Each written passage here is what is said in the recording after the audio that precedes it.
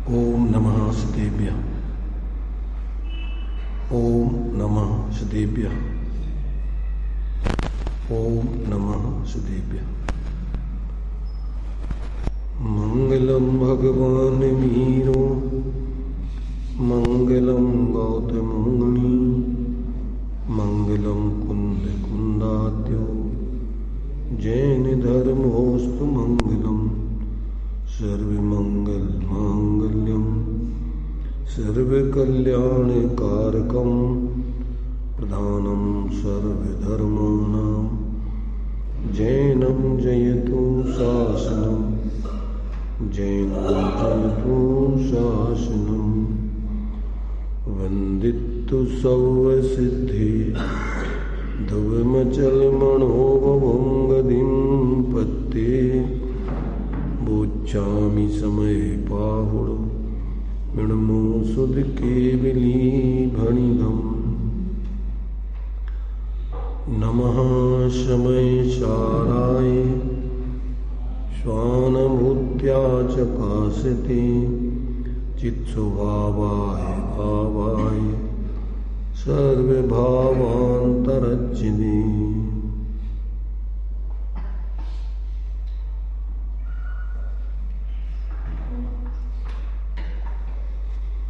विषय पुनः समय सारजी ग्रंथ के माध्यम से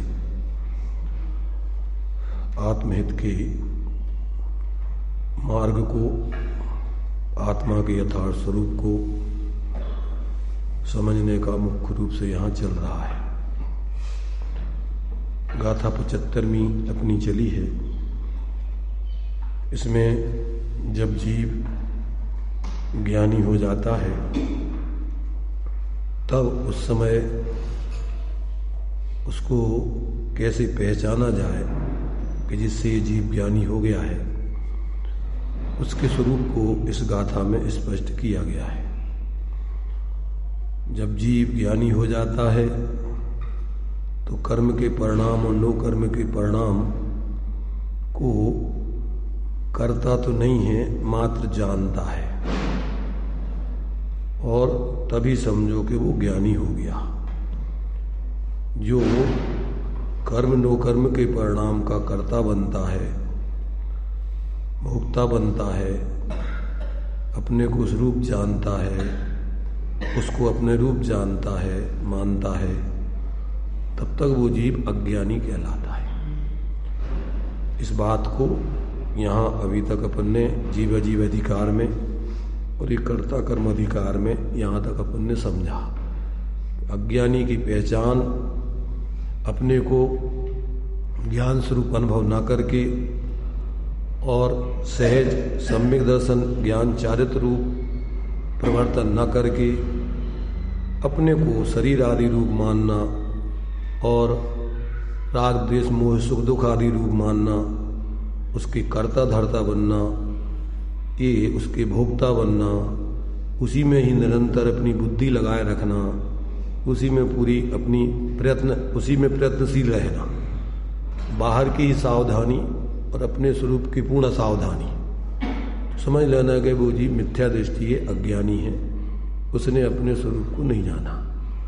और जो जीव अपने को अंदर में चैतन्य जीव स्वरूप जान लेता है, अनुभव कर लेता है और उसके आश्रय से उसको अतीन्द्रिय आनंद आने लगता है, तो फिर वो शरीर आदि रूप, संयोग आदि रूप और पराश्रय के भाव रूप अपने को उसका कर्ता नहीं जानता है।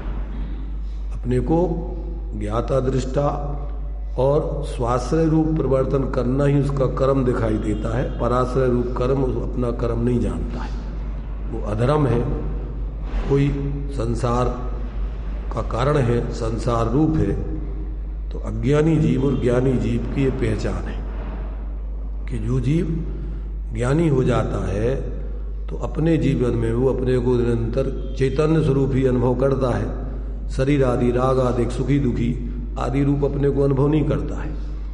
और भूमिका अनुसार जब तक पूर्ण वीतराग दशा नहीं होती तब तक उसके जीवन में अस्थिरता जन्य राग द्वेष आदि के परिणाम होते हैं, परंतु उस राग द्वेष आदि के परिणामों को वो करना नहीं चाहता है और अभी जब तक वो पूर्ण अपने स्वरूप में लीन नहीं हो जाता है तो अपने स्वरूप में ही लीन होने का प्रयत्न करता है। बाहर में भी शक्ति प्रमाण निर्वृत्ति करके स्वरूप प्रवृत्ति की साधना करता है।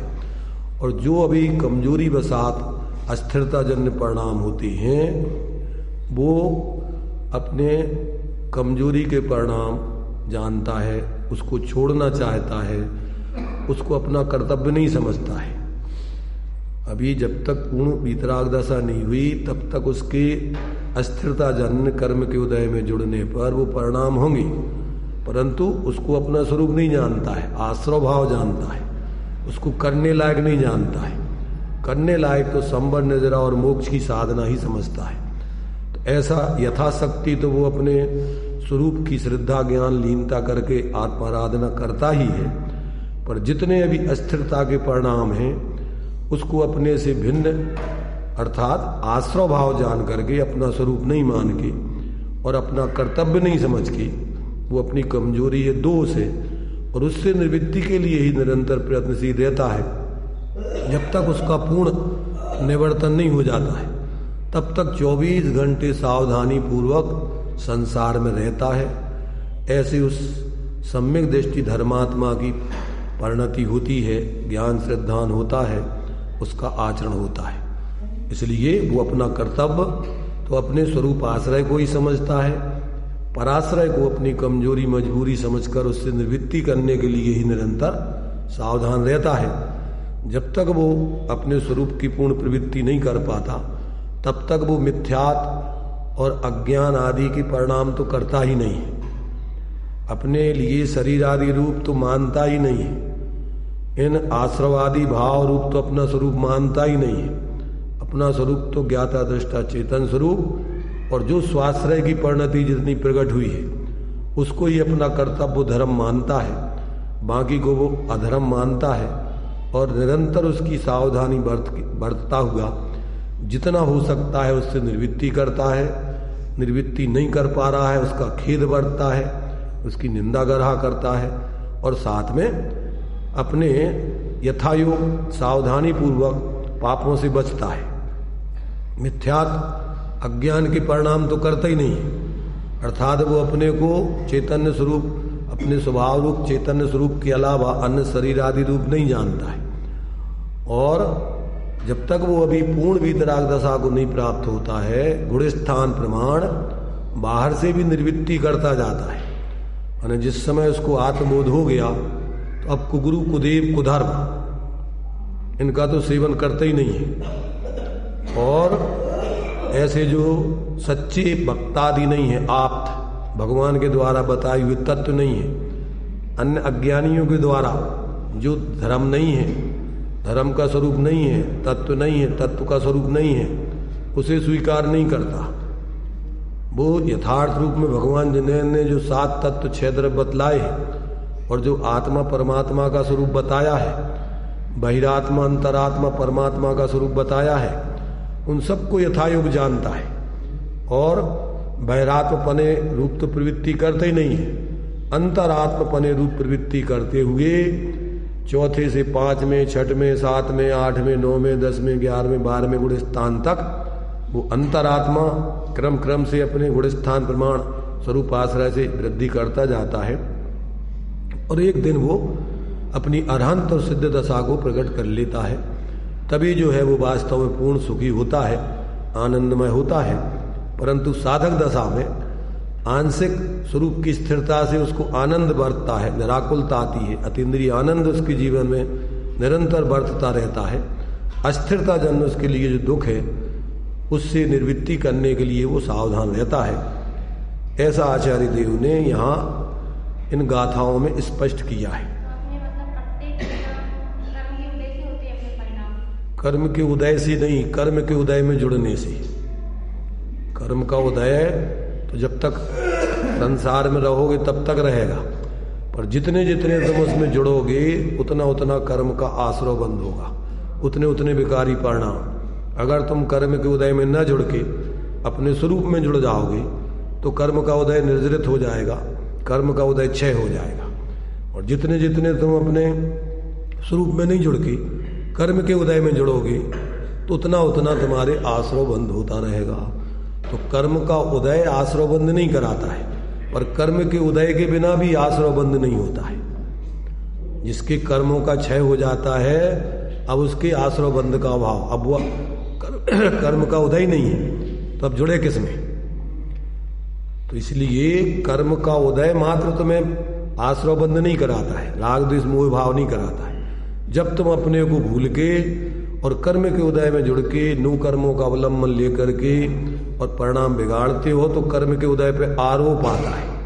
और यदि आप कर्म के उदय में नहीं जुड़ो, अपन पढ़ते हैं कर्म विचारे कौन भूल मेरी अधिकाई, अग्नि सह घनघात लोही की संगति पाई। तो अपनी करनी आप करें सिर वरन की, हम क्या करें भैया? कर्मों का कर्म के उदय का दोष नहीं है, और कर्म भी आए कहाँ से?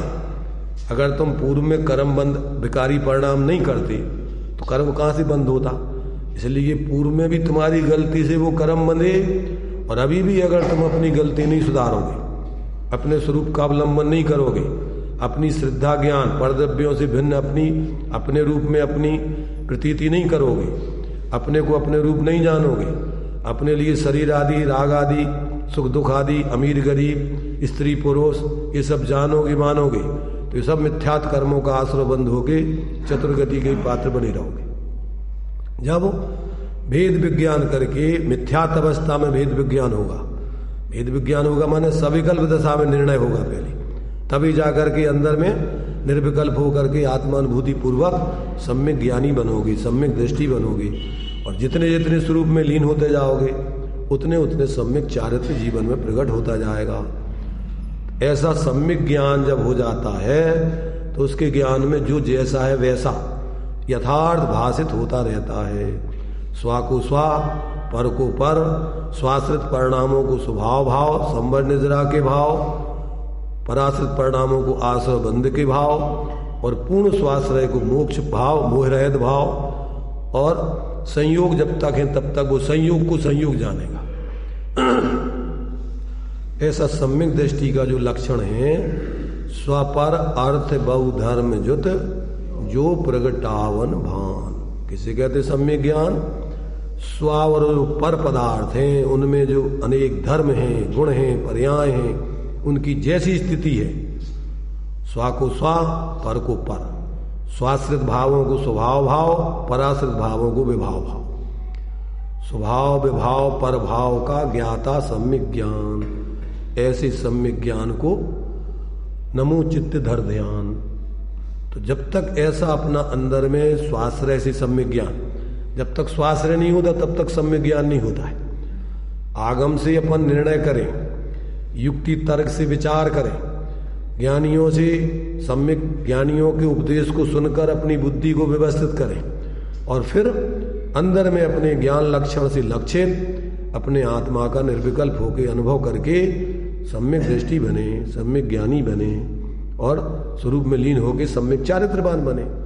तो ये स्वाश्रय से मोक्ष का मार्ग है, पराश्रय में संसार मार्ग है। स्वाद्रव्य के आश्रय से सुगति होती है।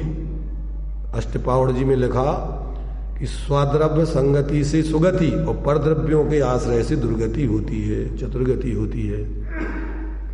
तो जब तक आप अपने आत्मद्रव्य का अवलंबन नहीं करोगे तब तक आपकी स्वगति स्वयं के आधार से होने वाली ऐसी सम्यक दर्शन ज्ञान चारित्र रूप सम्यक प्रकार की गति परिणमन, स्वगति माने मोक्ष और परगति माने संसार, चतुर्गति।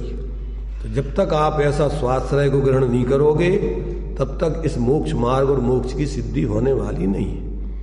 इस सब ग्रंथों का सार है, इसी को विस्तार से कहा गया है। जीवश्च अन्या पुद्गलश्च अन्या इति तत्व संग्रह। जीव जुदा पुद्गल जुदा, यही तत्व को सार, और कछु व्याख्यान सो याही को विस्तार। इसी को समझाने के लिए पूरी द्वादशांग जनवाणी समर्पित है, और आत्मा ज्ञान से लक्षित है। आत्मा का लक्षण क्या है? उपयोगो लक्षणम, ज्ञान सो ही आत्मा, अन्य सो ही कर्म, और जितने भी अपने विकारी परिणाम आदि हैं वो सब कर्म है।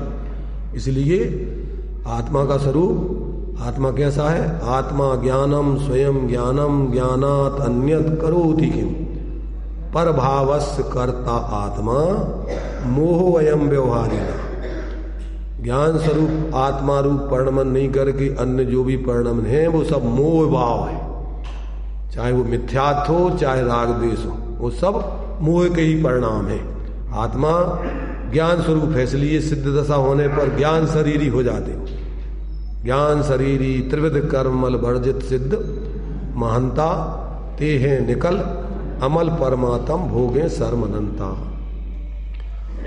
अपने लिए भी वो ही आदर्श है। बंदित्तु सब सिद्धे ध्रुव मचल मणोभवम गदिम पत्ते वो छामी समय पाहुड़ मिणमो सुध की उली बढ़ जाओ। ऐसी अपनी उस सिद्ध दशा को लक्ष्य में रखकर उसी को प्राप्त कराने के लिए समय साल लगा गया है। और वो अपने ऐसे जो स्वभाव से सिद्ध स्वभावी प्रत्येक आत्मा है, प्रत्येक आत्मा का स्वरूप कैसा है? हूं स्वतंत्र निश्चल निष्काम ज्ञाता दृष्टा आत्म राम। मैं वह हूं जो है भगवान अंतर यही ऊपरी जान। ये ऊपर पर्याय में क्षणिक अपने ऐसे स्वरूप को भूल के और अपन मोह राग देश के परिणाम कर रहे हैं, पर में मूर्छित हो रहे हैं, पर में अच्छे बुरे की कल्पनाएं कर रहे हैं। इतना ही संसार है, मोह राग द्वेष।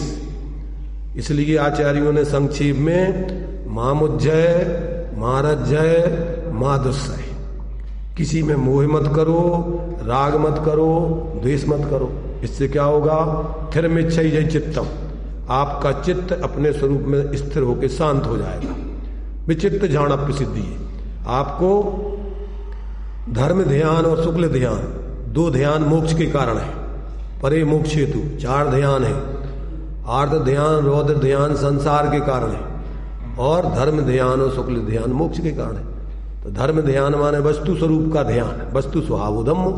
तो जहां से अपने स्वरूप का ध्यान चालू होता है तो 6वें 7वें गुणस्थान तक धर्म ध्यान है, और 7वें 8वें से शुक्ल ध्यान चालू हो जाता है। अथवा सटखंडागम में जब तक कसाय है तब तक धर्म ध्यान 10वें तक माना है, और कसाय रहित अवस्था में शुक्ल ध्यान। विवक्षा भेद है, इसमें कोई वस्तु स्वरूप का भेद नहीं समझना। एक आचार्य अबुद्धि पूर्वक जो अस्थिरता चलती है तो वो कहते हैं वो अपने वहां से शुक्ल ध्यान चालू हो जाता है, और बुद्धि पूर्वक जब तक विकल्प रहते हैं, माने जैसे 7वें गुणस्थान तक सविकल्प निर्विकल्प दशा होती रहती, तब तक वो धर्म ध्यान है। और जहां से श्रेणी चढ़े वहां से शुक्ल ध्यान। पूज्यपाद आदि स्वामी जो तत्वार सूत्र के कर्ता हैं, जितने भी अकलंक देव निकलंक है, तुम्हारे से विद्यानंद स्वामी वगैरह, ये सब 8वें गुणस्थान से शुक्ल ध्यान मानते हैं। परंतु सटखंडागम में कहा कि शुक्ल माने बिल्कुल कसाय रहे, बुद्धि अबुद्धि दोनों पूर्वक जब तक कसाय नहीं जावे तब तक उसको शुक्ल ध्यान नहीं हम मानते। माने उनका सिर्फ विवक्षा भेद है, वो उसमें कोई अंतर नहीं समझना। जब पूर्ण, क्योंकि वो निष्कसाय पना तो वो शुक्ल माने 10वें गुणस्थान कब होगा कि जब 4थे गुणस्थान से स्वरूप का अवलंबन करोगे तो यहां से ही कसाय का अभाव चालू होगा। उते तो कसाय का पूर्ण अभाव हो जाएगा। तो पहले जब एक देश अभाव होगा तो ही तो पूर्ण अभाव होगा, इकट्ठी पूर्ण अभाव थोड़ी होता है। जैसे अपनी आयु है तो एक साथ थोड़ी खिर जाती है, जन्म के साथ एक एक आयु के निषेक खिरना चालू होते हैं। जब अंतिम निषेक अपना खिर जाता है तो अपन मानते हैं मरण। पर आचार्य कह रहे आवीच का मरण तो प्रति समय हो रहा है तुम्हारा, एक एक समय में आयु के निषेक खिर रहे, तो अपन को वो प्रति समय का मरण नहीं दिखता है। एक साथ जब पूरे निषेक खिर जाते हैं तो अपन मरण मानते, जबकि मरण तो प्रति समय आयु के निषेक खिर ही रहे हैं, मरण हो ही रहा है, द्रव्य मरण। और भाव मरण में अपने स्वरूप को भूल के मोह राग देश के परिणाम कर रहे, तो भाव मरण और भाव जन्म सदियों से करते आए, और द्रव्य मरण भी होता ही रहा है। चतुर्गति में तो तुम्हारा एक पर्याय में तो स्थायी रह नहीं सकते, इसमें भी एक पर्याय छूटी, दूसरी मिली, दूसरी छूटी, तीसरी, निरंतर बदलते ही रहे। परंतु आत्म स्वभाव या आत्म द्रव्य की दृष्टि से देखो तो आत्मा मरता नहीं है। आत्मा शाश्वत द्रव्य है, अनादि अनंत है, इसका कभी नाश नहीं होता, कभी उत्पाद नहीं होता है। ये तो अनादि अनंत तत्व है। तो जब तक ऐसे अपने अनादि अनंत तत्व की दृष्टि नहीं बनती है और अपन संयोग और संयोगी भाव और क्षणिक भावों में ही मूर्छित होते रहते हैं, उसको अपन बोलते हैं पज्य मूढ़ा। संयोगाधीन दृष्टि मिथ्या दृष्टि, द्रव्य दृष्टि सम्यक दृष्टि। जो अपने आत्म दृष्टि होती है वो सम्यक दृष्टि, और संयोगाधीन दृष्टि मिथ्या दृष्टि। शरीर आदि संयोगों में हम पना करना, ये सब मिथ्या दृष्टि पने का लक्षण है। तो यहाँ अपन को सम्यक ज्ञानी जीव की पहचान कैसे हो, तो ज्ञानी जीव की पहचान ऐसे होती है। कैसे होती है कि वो अपने को ज्ञान स्वरूप अनुभव करता है। वो शरीर आदि राग आदि सुखी दुखी संयोग आदि शरीर आदि मनुष्य त्रियंश नार की अपने को अनुभव नहीं करता है। जहां से अपने को वो ज्ञान स्वरूप अनुभव करके निर्विकल्प स्वरूप की स्थिरता करता है, समझ लो वो ज्ञानी है। और जब तक ऐसे अपने स्वरूप की अनुभूति प्रतीति और लीनता नहीं होती, तब तक वो अज्ञानी। जानकारी कर लेने से ज्ञानी नहीं हो जाता है। ज्ञारंग नो पूर्व तक का धारणा ज्ञान, और अकेले बाहर के संयोगों को त्याग कर देने से, कपड़े उतार देने मात्र से कोई ज्ञानी नहीं हो जाता है। कपड़ों की दृष्टि से तो आचार्यों ने दिया है कि भैया सारी प्रकृति नग्न है, त्रियंश सारे नग्न है, नार की सब नग्न है। ये सब आचार्यों ने दिया है। ये किसी की निंदा की बात नहीं है, ये वस्तु का स्वरूप है। तो अकेला नग्न हो जाना बाहर से कोई धर्मात्मा या सम्यक दृष्टि का लक्षण नहीं। अंदर से नग्न हो गए, क्योंकि परिग्रह 24 प्रकार का है। अपन को बाहर का परिग्रह तो परिग्रह दिखता है, और जो मूल परिग्रह है आत्मा का, मूर्छा परिग्रह, वो दिखाई नहीं देता है। इसलिए भोले जीव बाहर से ही मात्र त्याग ग्रहण को धर्म मान लेते हैं, और इसमें तो कोई मतलब नहीं है। ये तो सब तुम्हारे से भिन्न ही चीजें हैं, उसमें छोड़ने में कोई दम नहीं। तो ये जो है पाप के उदय में सब छूट ही जाती है। इसलिए वो कोई बाहर से छोड़ देना मात्र धर्मात्मा पने का लक्षण नहीं है। जब तक अंदर से अपनी मिथ्या मान्यता, अज्ञान और कसायों को नहीं छोड़ो, तब तक त्याग तुम्हारा सम्यक त्याग, धर्मात्मा ने आत्मा का जो मूल त्याग है, वो तो विकारी परिणामों का त्याग ही है, मिथ्यात्व का त्याग ही है। इस संयोग तो आत्मा से द्रव्य दृष्टि से भिन्न नहीं है। एक वस्तु दूसरी वस्तु की होती नहीं है।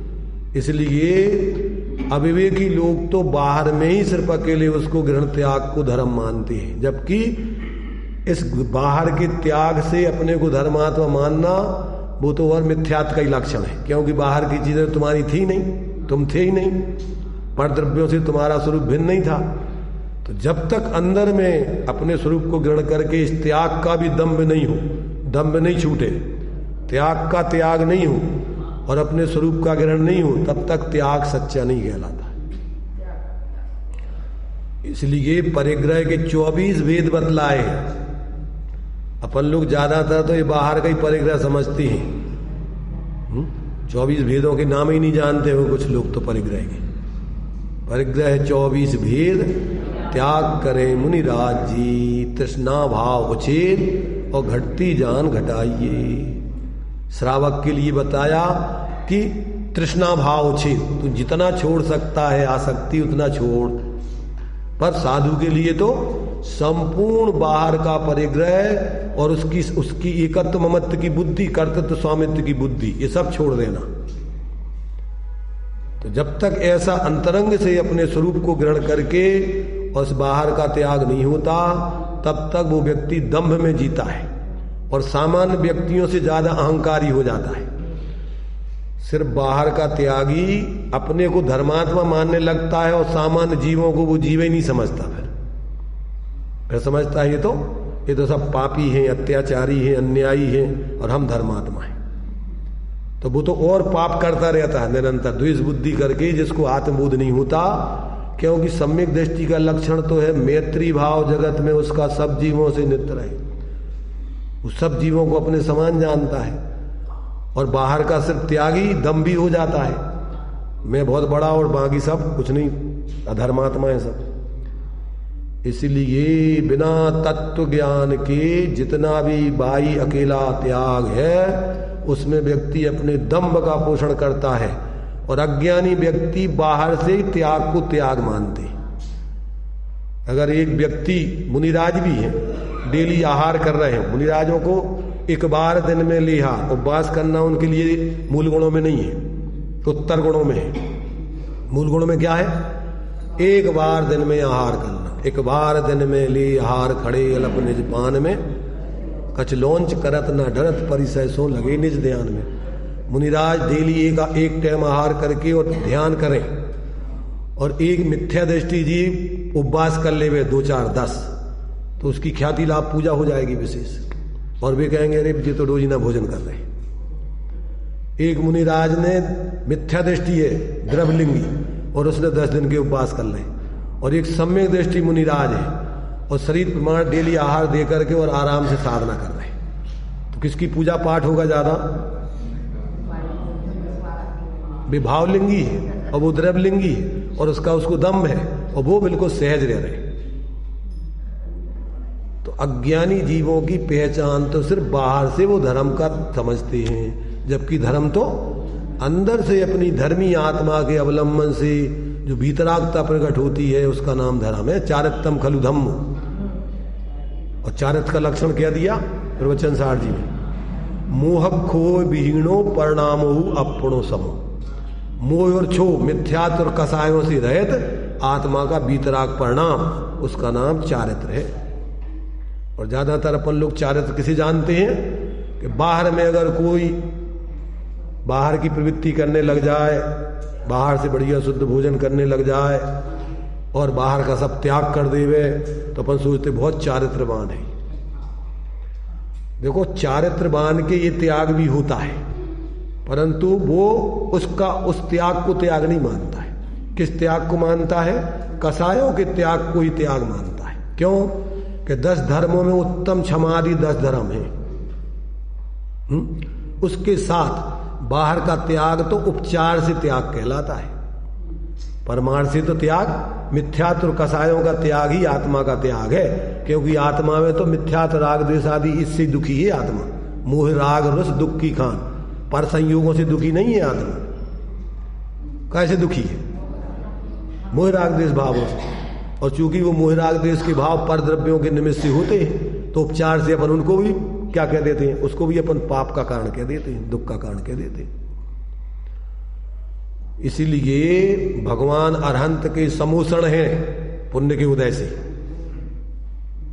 तो बाहर का तो उनके पास वैभव इतना है, उससे तो परिग्रहधारी नहीं हो गए। वो कैसे परिग्रह होता है? उन्हीं के उनके पुण्य के उदय से मिला है वो समोषण, तो उसका परिग्रह का उनको पाप लगेगा कि नहीं? क्यों?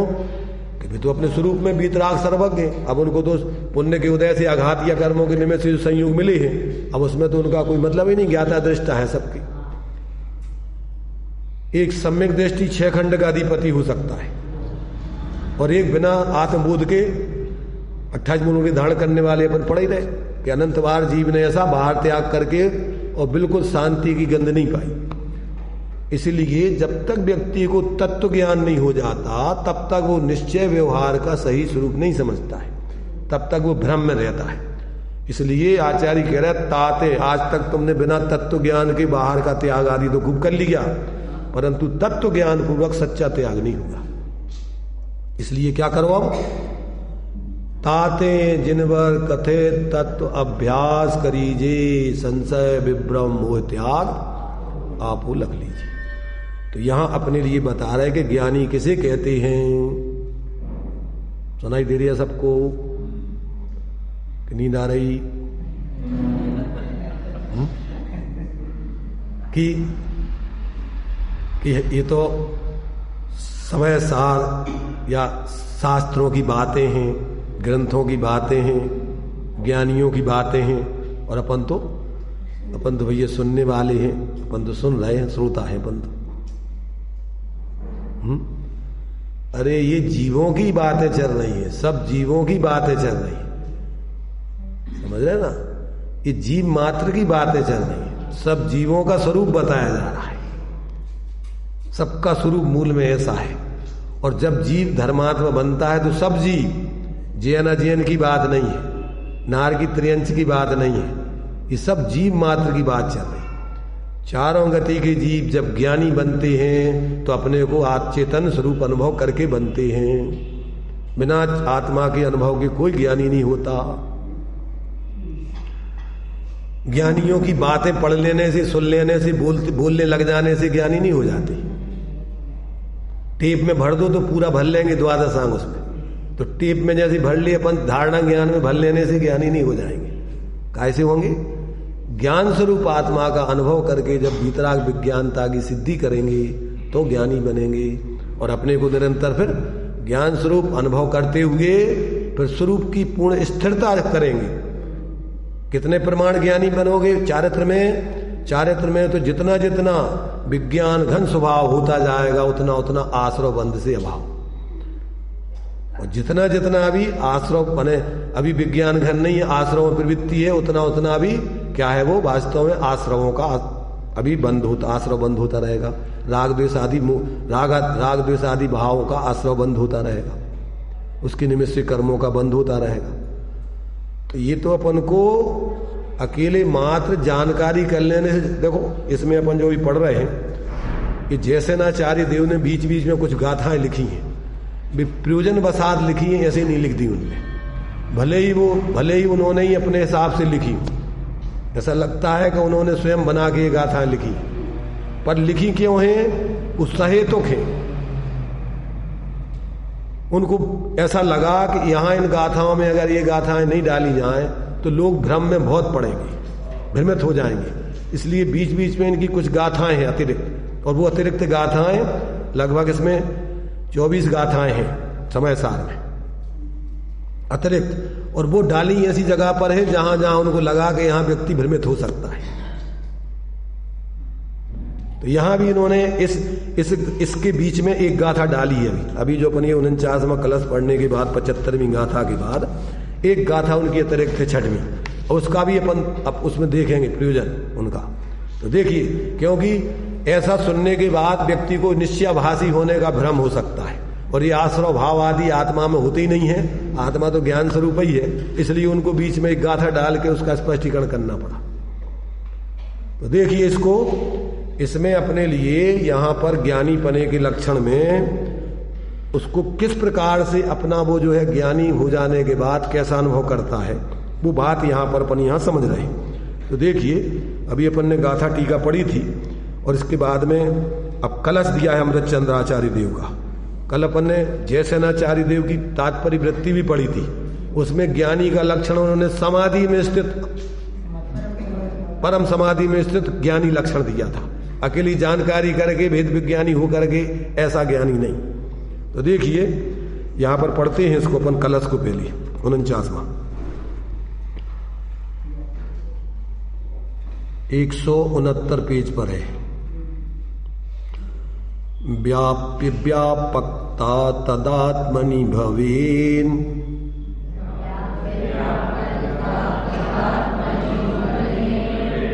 नैवा तदात्मन्यपि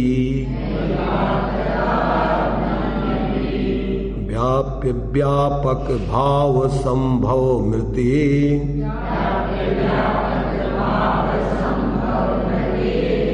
का कर्तृकर्म स्थिति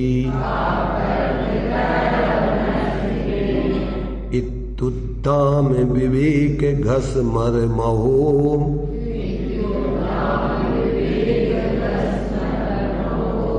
भारेण विन्दंस्तमो ज्ञानी भूय तदा स एष लसितः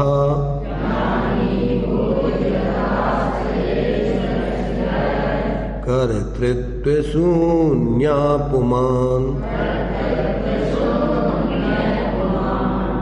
देखिए क्या कह रहे हैं, यहां कह रहे हैं कि व्याप्य व्यापकता तदात्मनि भवेत।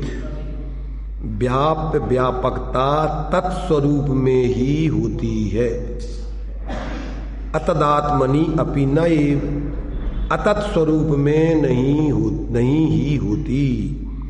और व्याप्य व्यापक भाव संभवम ऋते, व्यापक भाव के संभव के बिना कर्तरी कर्म स्थिति का कर्ता कर्म की स्थिति कैसी, अर्थात कर्ता कर्म की स्थिति नहीं ही होती।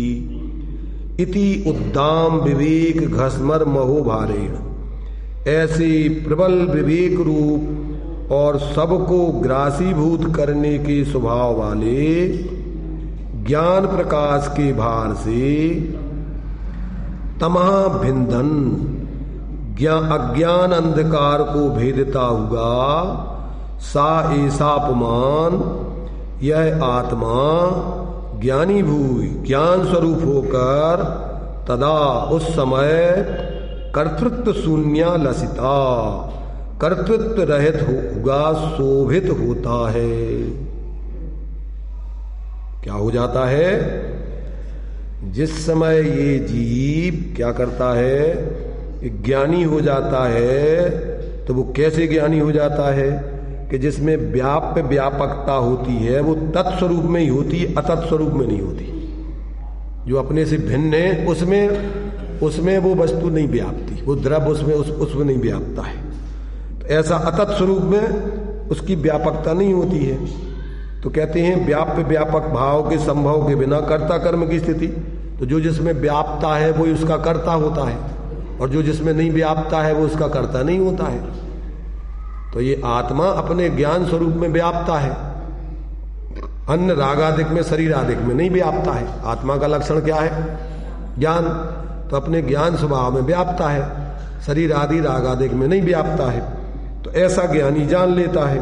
तो ऐसे प्रबल विवेक रूप और सबको ग्रासीभूत करने के स्वभाव वाले ज्ञान प्रकाश के भार से, माने अपने को ज्ञान स्वरूप ही पूरा अनुभव करते हुए, तमह भिंदन अज्ञान अंधकार को भेदता हुआ, माने जो ज्ञान स्वरूप आत्मा और रागादिक आश्रव शरीर आदिक हैं उनको भिन्न करता हुआ, अपने को ज्ञान स्वरूप अनुभव करता हुआ, ऐसे अज्ञान अंधकार को भेदता हुआ।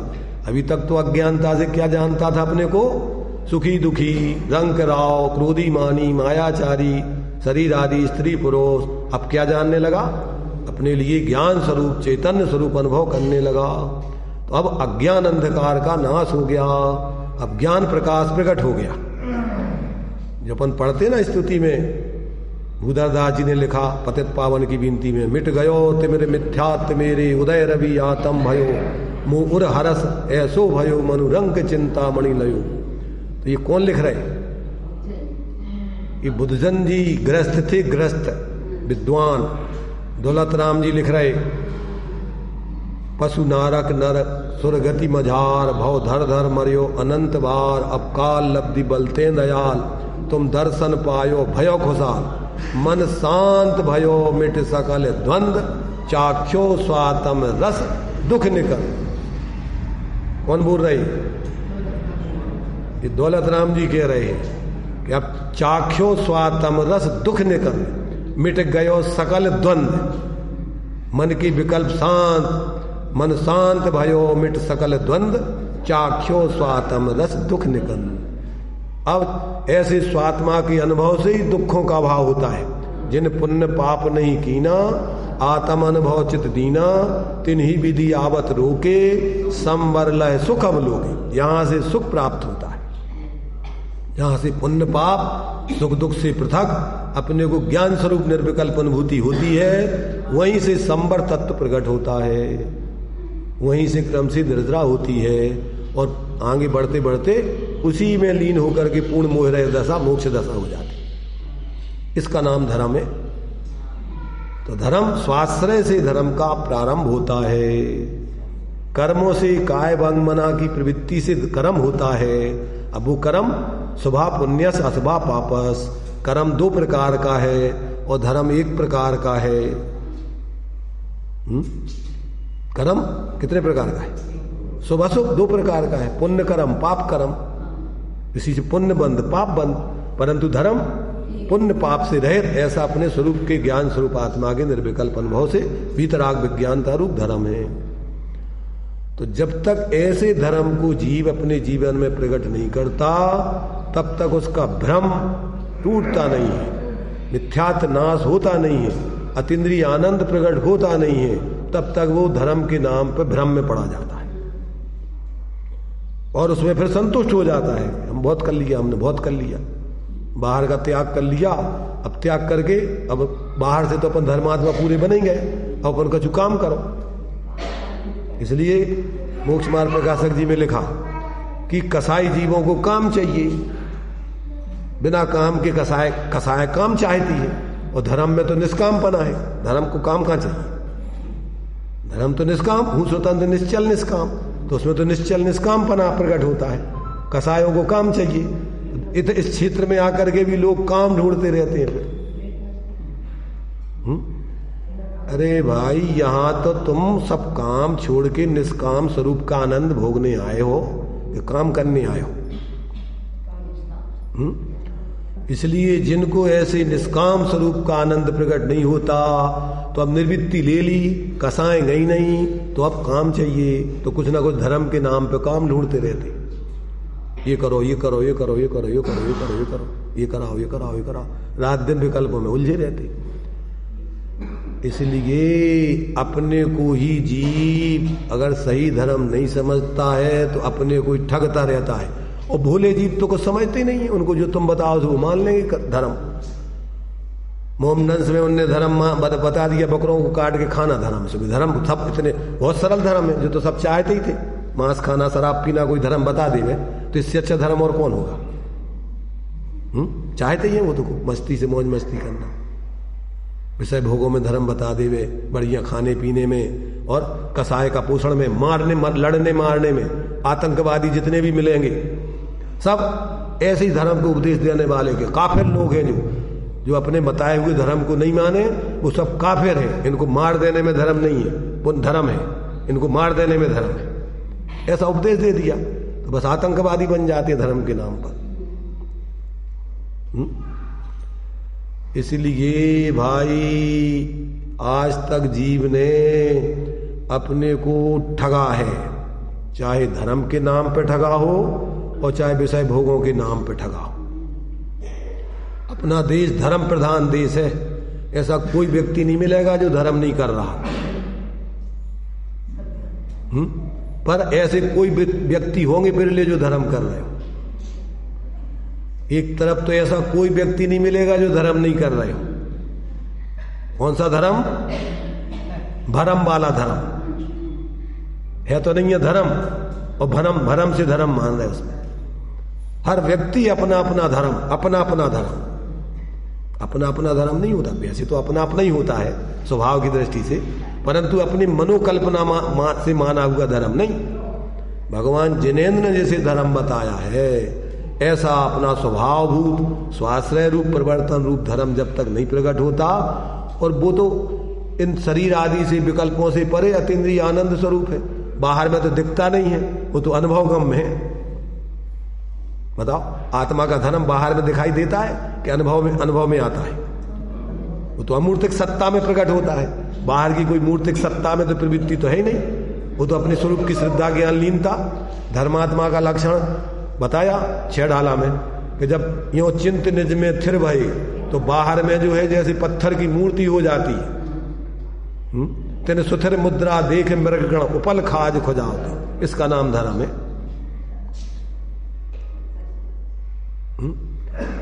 तो अभी जब तक ऐसे सच्चे धर्म को, शास्त्र धर्म को जीव नहीं समझते हैं, बाहर के उठापटक में लोग धर्म मान करके भ्रम में पड़ के और अपने को ठगते रहे हैं अनादिकाल से।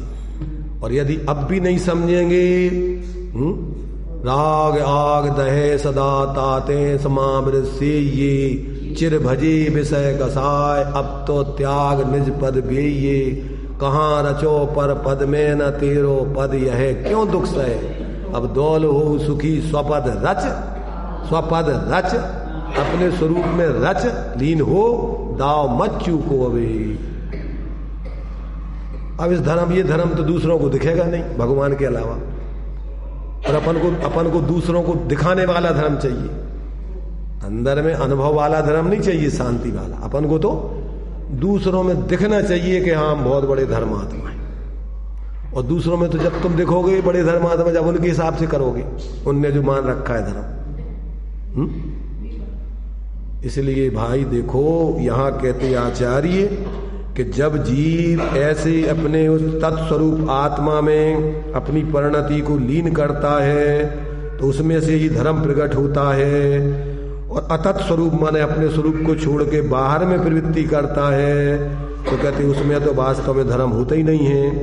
ऐसा भेद विज्ञान करके जब प्रबल विवेक रूप सबको ग्रासीभूत करने वाले स्वभाव वाले ज्ञान प्रकाश के भार से अज्ञान अंधकार को भेदता हुआ यह आत्मा ज्ञान स्वरूप होकर उस समय कर्तृत्व रहित हुआ शोभित होता है। अब उसको बाहर का कोई कर्तृत्व का दम्भ नहीं होता है। ज्ञातृत्वपना प्रकट हो गया तो बाहर का कर्तृत्वपने का दम्भ, मोहराग आदि करने का, शरीर आदि का, बाहर का छूट जाता है।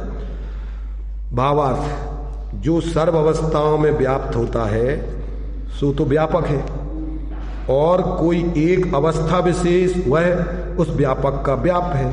इस प्रकार द्रव्य तो व्यापक है और पर्याय व्याप है। द्रव्य पर्याय अभेद रूप ही है। द्रव्य पर्याय कैसी है? कोई अलग अलग वस्तुएं नहीं है, एक ही वस्तु के दो धर्म हैं, एक द्रव्य स्वभाव रूप, एक पर्याय स्वभाव रूप। तो अभेद दृष्टि से वस्तु में दोनों अभेद ही हैं। जो द्रव्य का आत्मा माने वस्तु है, आत्मा माने क्या? वस्तु है। जो द्रव्य की आत्मा है ना, वस्तु है, वही पर्याय का माने जो द्रव्य का आत्मा यानी स्वरूप है अथवा सत्व है या पदार्थ है, वही पर्याय का आत्मा है।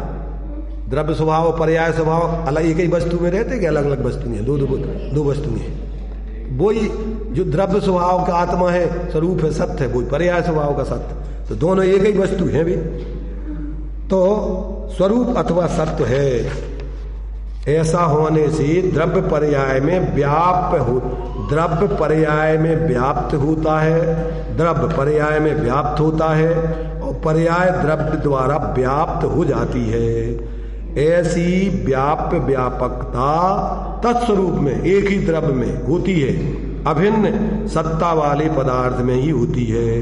अतत् स्वरूप में जिसकी सत्ता तत्वतः भिन्न भिन्न है, ऐसे परद्रव्यों में नहीं ही होती है। इनका चतुष्टय अलग है, उनमें नहीं होती है?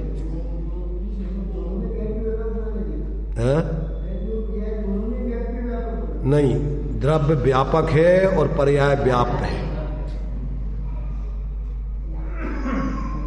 द्रव्य सभी पर्यायों में व्याप्ता है और पर्याय एक एक समय में अलग अलग होती रहती है।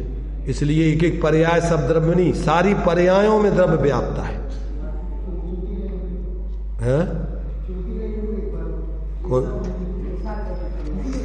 ऐसा होने से द्रव्य पर्याय में व्याप्त होता है। क्या होता है? व्याप्त होता है, और पर्याय द्रव्य के द्वारा व्याप्त हो जाती है। द्रव्य के द्वारा व्याप्त हो जाती है। द्रव्य रूप ही रहती है और द्रव्य में पसर जाती है, माने रहती है वो पूरी। क्योंकि अपन पर्याय किसे कहते हैं? गुणों का परिणमन पर्याय। और गुण किसे कहते हैं? द्रव्य के संपूर्ण भाग और संपूर्ण अवस्थाओं में। तो द्रव्य के संपूर्ण भाग और संपूर्ण अवस्थाओं में रहे वो गुण है, और गुणों का समूह द्रव्य है। तो फिर द्रव्य कहां पसरता है? अपनी गुण पर्यायों में। अपने सारे गुण पर्यायों में एक एक गुण रूप नहीं होता था, और एक एक पर्याय रूप नहीं होता है। पर्यायों में, द्रव्य में, गुणों में एक साथ व्याप्ता है और पर्यायों में क्रम से व्याप्ता है। इसलिए पर्यायों में उसका क्या है? अन्वय व्यतिरेक है। अन्वय माने द्रव्य, उनमें अन्वय सभी पर्यायों में व्याप्ता है, और वो पर्याय बदलती रहती हैं, एक के बाद एक होती रहती हैं, पर उस द्रव्य में ही होती हैं। जैसे मान लीजिए पानी है ना, पानी तो पानी में लहर उठती है, शांत होती है, लहर उठती है, शांत। परंतु शांत अवस्था हो चाहे उठती हुई अवस्था हो, पानी किस में रहता है? अकेली उठने वाली अवस्था में नहीं, अकेली शांत अवस्था में, सब में रहता है। तो ऐसा जब अपनी पर्यायों में द्रव्य को देख लिया जाता है तो परावलंबन छूट जाता है, पर में अहंकार ममकार छूट जाता है और अपने उस द्रव्य में ही अभेदता होती है, तो विकारी परिणामों का मिथ्यात राग द्वेष आदि का अभाव होगी वीतरागता प्रकट हो जाती है। आत्मा तो शुद्धाशुद्ध सभी अवस्थाओं में व्याप रहा है, नव तत्व गतत्व भी, परंतु अशुद्ध अवस्था पर लक्ष्य से परावलंबन से होती है, इसलिए उसको यहां पर अलग कर दिया। ये आत्मा का स्वभाव नहीं है, ये दोष है।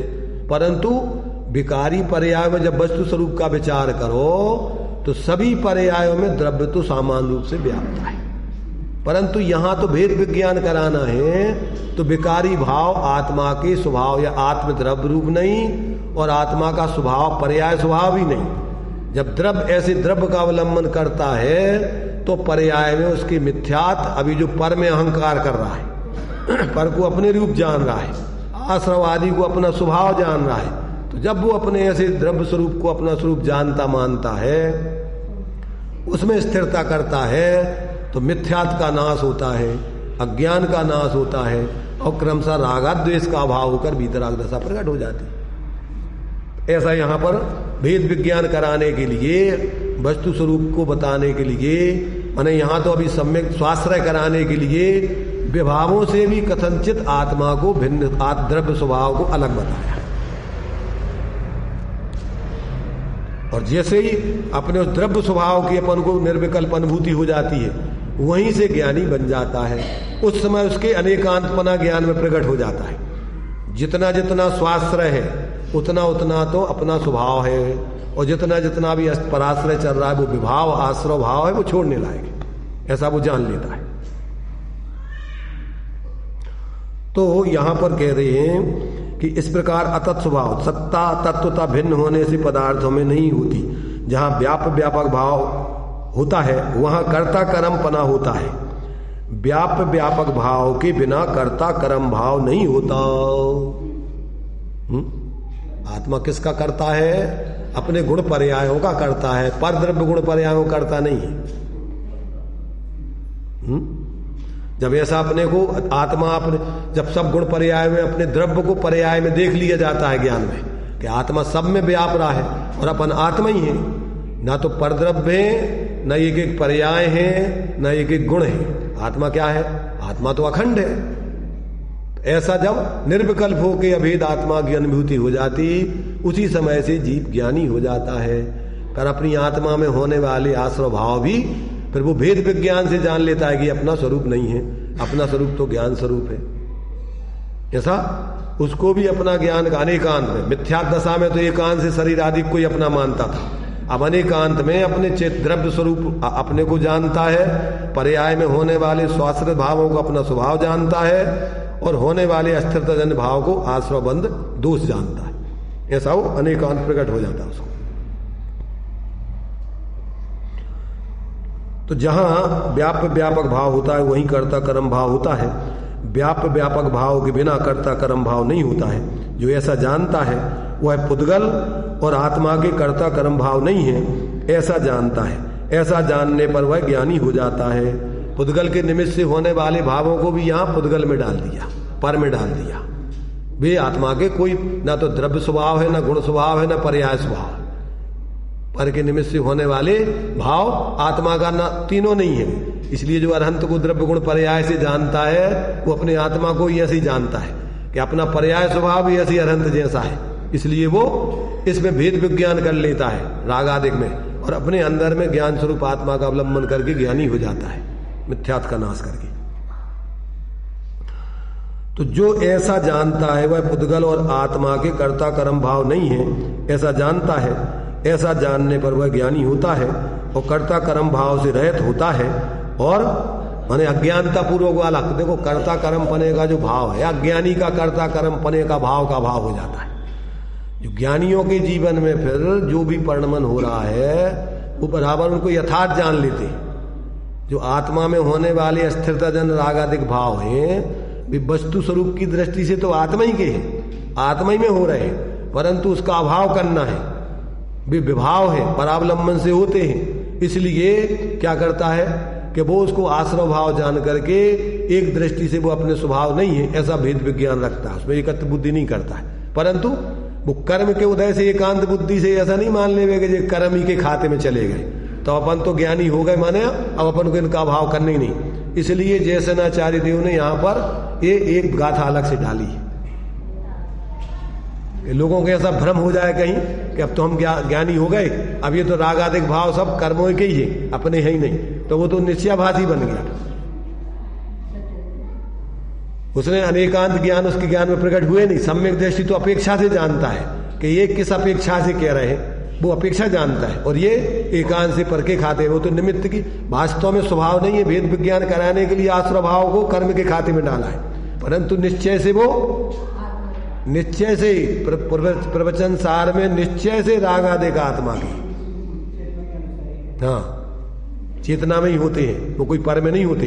एक वस्तु में होने वाले भावों को उसके कहना निश्चय है और अन्य के अन्य में कहना वो व्यवहार है, उपचार है। इसलिए विवक्षाएं समझना, बहुत भ्रमित लोग हो जाते हैं और अकेली जानकारी करके ज्ञानी नहीं समझ लेना। इसी समय सार में दिया है, मुंह फुला लिया है किसी ने अपने को, हम सम्यक दृष्टि हैं और हमें आश्रय बंद नहीं होता है इसलिए कुछ भी करते रहो। सम्यक दृष्टि के आश्रय बंद होता नहीं है, खाओ पिए मौज करो। इसलिए बहुत भ्रमित होने की संभावना है। जब तक जीव को अंदर में निर्विकल्प आत्मानुभूति पूर्वक और फिर सम्यक ज्ञान नहीं होता, तब तक वो फिर जिस सात तत्व, फिर उसका सात तत्वों का स्वरूप अलग अलग समझना है। सात तत्व जीव रूप भी हैं और अजीव रूप भी हैं, और जीव के स्वभाव रूप, एक तो जीव का सामान्य जीवपना है और जीव के विशेष में फिर संबर निर्जरा मोक्ष के भाव है, और एक में आश्रय बंध के भाव है, वो जीव के ही भाव है। इस सात तत्वों का ज्ञान सम्यक दृष्टि को यथार्थ होता है। पूर्ण रूपेण वो आश्रय बंध रूप प्रवृत्ति नहीं करता, संबर निर्जरा और मोक्ष रूप एक देश प्रवृत्ति उसके जीवन में होती है। अभी पूर्ण संबर नहीं हुआ, पूर्ण निर्जरा नहीं हुई, पूर्ण मोक्ष नहीं हुआ, एक देश उसके संबर निर्जरा और मोक्ष हो जाता है। किसके? सम्यक दृष्टि के जीवन में ही इस सातों तत्व प्रकट हो जाते हैं। प्रकट हो जाते मतलब ज्ञान में, और आचरण में उसके आचरण में तो चूंकि संयोग रूप में तो शरीर आदि कर्म आदि है ही अभी, तो वो भी अभी है असमान जाति द्रव्य पर्याय के साथ। सातों तत्वों का पिंड स्वरूप अभी सम्यक दृष्टि है, ऐसा समझो साधक अवस्था में। तो किस रूप में? कि संयोग रूप में कर्म और शरीर आदि जानता है, और अपना द्रव्य रूप चेतन स्वरूप को अपना जीव जानता है, और जितना जितना स्वाश्रय को ग्रहण कर लिया है उतना उतना संबर निद्रा और मोह रहित दशा जानता है, और जितना जितना अभी प्रवृत्ति पर में हो रही है उतना उतना आश्रय बंध जानता है। क्या जानता है? तो कितने तत्व प्रकट हो गए उसके जीवन में, नौ ही होगा। वैसे पुण्य पाप भी चल रहा है उसके जीवन में, तो उसके जीवन में 9 तत्वों का यथार्थ बोध होता है। उसका ज्ञान अनेकांतात्मक होता है। मिथ्या दृष्टि के ज्ञान में यथायोग जैसा जैसा है जो है, पर्याय की शुद्धता शुद्धता मिश्र दशा को नहीं समझता हूं। और संयोग रूप कर्म, टूडामल जी ने लिखा ना कि अभी प्रत्यक्ष तेरे लिए तो कर्म के बीच बैठा है, शरीर आदि लगा है, तू अपने को सर्वथा उनसे कैसे अलग मान लिया है। निश्चयाभासी के लक्षण में दिया है। इसलिए ये बहुत ही अपने लिए वास्तव में सजग रह करके समझने की जरूरत है, क्योंकि भ्रमित होने के चांस अज्ञान दशा में जीवों को पग पग पर है। और वर्तमान काल में ज्ञानी तो बिरले होते हैं, क्योंकि इस काल में सब मिथ्या दृष्टि ही पैदा होते हैं, सम्यक दृष्टि कोई पैदा होता नहीं। कोई बिरले जीव यहाँ अपना उग्र पुरुषार्थ करके भेद विज्ञान करके सम्यक दृष्टि बन सकते हैं, बनते हैं, बन रहे हैं, बनते रहेंगे पंचम काल के आखिरी तक। चतुर्विध संघ कब तक रहेगा? ये मिथ्या दृष्टियों की बात नहीं चल रही है। सम्यक दृष्टि चतुर्विध संघ, सम्यक दृष्टि श्रावक श्राविकाएं, मुनि अर्जिकाएं, भावलिंगी, ये सब पंचम काल के आखिरी तक रहेंगे, उनका निषेध नहीं है। पर भीड़ की बात नहीं है, बिरले होंगे, कम होंगे। इसलिए सजग रहने की जरूरत है, क्योंकि आज भीड़ का जमाना है, भीड़ चाल चलने का जमाना है। बहुमत के आधार पर चुनाव होता है, लोक में भी चुनाव बहुमत के आधार पर, और धर्म के क्षेत्र में भी बहुमत के आधार पर चुनाव चलता है। किसका मत ज्यादा, लोग कित ज्यादा है, उतना बड़ा उसका धर्म है। बहुमत के आधार पर धर्म नहीं चलता है। काहे पे चलता है? धर्म तो वस्तु स्वरूप के आधार पर चलता है, सत्य और तत्व के आधार पर चलता है। तो जो लोग भीड़ इसीलिए लोग क्या करते हैं, अपने अपने संप्रदाय में भीड़ इकट्ठी करना चाहते हैं, ज्यादा से ज्यादा प्रलोभन दे करके भीड़ इकट्ठी। ये नहीं है कि भैया तत्व ज्ञान जो प्राप्त, सत्य व्यक्ति को अपेक्षा नहीं होती भीड़ इकट्ठी करने। सत्य व्यक्ति तो सोचता है वो किसी सांप्रदायिक व्यक्ति संप्रदाय में शामिल नहीं होता है, वो तो स्वतंत्र स्वाश्रय से जीता है और सभी के लिए स्वतंत्रता का मार्ग बताता है। वो ये नहीं कहता किसी भीड़ में शामिल हो जाओ, तो वो तो अपने स्वाश्रय को ग्रहण करके तुम सच्चे धर्मात्मा बन के सुखी हो, चाहे भले ही तुम अकेले रहो, चिंता मत करो उसकी, पर सच्चे अर्थों में तुम धर्मात्मा बनो। इससे तुम्हारा क्या होगा, सुख होगा, शांति मिलेगी। भीड़ में शामिल हो जाने से तुम्हें सुख नहीं मिलेगा, शांति नहीं मिलेगी। समझ में टाइम ज्यादा हो गया वैसे तो, परंतु टाइम माइम का तो अपने सामने सवाल नहीं है। अपने सामने तो समय का नहीं, समय सार की कीमत है। ये समय सार पढ़ रहे हो, समय सार माने शुद्ध आत्मा की अपने सामने कीमत है। और जहां अपने समय सार में आ जाओगे तो बाहर का समय तो तुम्हें गोल हो जाएगा, पर तुम्हें 24 घंटे समय सार दिखेगा। ये तो लौकिक व्यवस्था है व्यवहार में, समय सार, समय की अपने स्वरूप में। फिर ये कोई भूत वर्तमान भविष्य तो नहीं, फिर तो अपन सदा त्रिकाल। आत्मा कैसा है? त्रिकाल रहता है।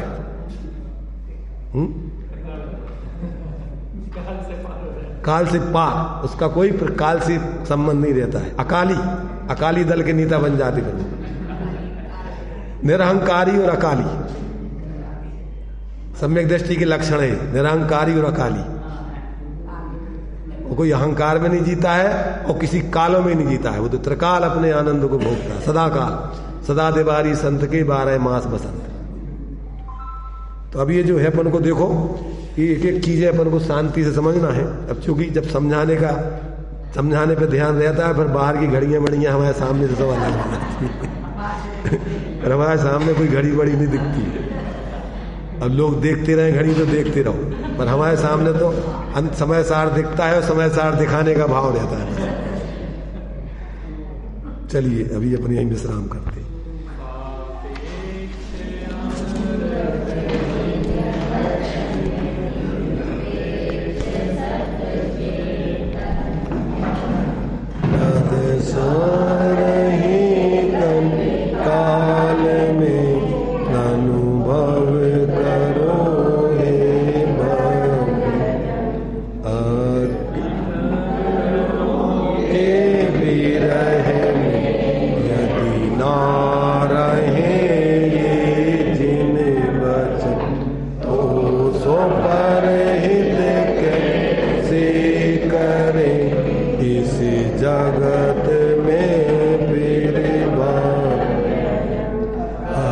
ज्ञान